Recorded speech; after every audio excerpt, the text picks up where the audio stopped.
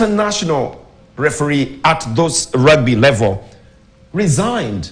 Guess what he's citing? Abuse from fans. Yes. Abuse from fans. Now, let's put it into perspective where it's emanating from. Now, you remember New Zealand played most of the game with one man less. Because one of their players had been sent to the sin bin, the bunker bin, and when they did the bunker review, his yellow card turned into a red card. That means he wasn't in the game. Now, a lot of people are calling for a review of that rule, that instead of him being left out of the game, he should be given a 20-minute sin bin. You know, rugby has a sin bin. But they're also saying that in that period that he has been red carded, they should allow, or he has been yellow carded, they should allow a replacement to continue. But now they have abused the ref, they have abused the family of the ref. The man had to quit. So, and very, very unfortunate, Bernard, because this, a sober decision, a decision which was probably the right decision. It was the right decision. Has now led him to getting death threats, you know, yes. and a lot of abuse to his family. And when you look at Burns and his experience, this guy is a top referee in this, it's called the Gallagher League, which is the equivalent of the English Premier League for rugby. Okay, he's refereed, is it 200 and what?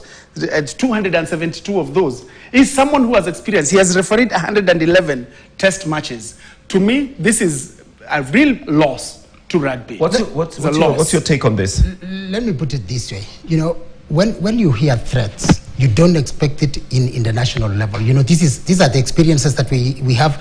Our teams, you know, let me put it, you know, those small teams, you hear there's a fight, you know, someone runs to the track, I mean to the pitch and maybe wrap up the referee.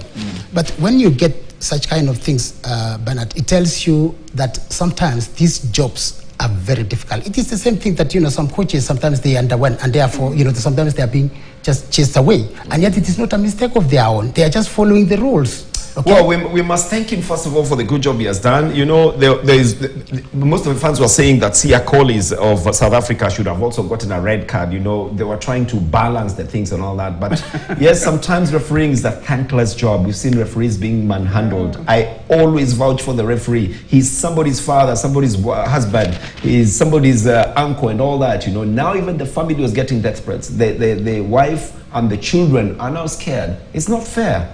And referees are professionals as well. Some of them are teachers, some of them are doctors, some of them are engineers. They do it for the love of the game. It's not fair to treat them like that. And talking about family, you know, you can imagine the kids, his wife, the immediate family, you know, what they will be undergoing through. Correct. After even deciding to resign. Because, you know, people will think that, you know, he resigned because it was a mistake.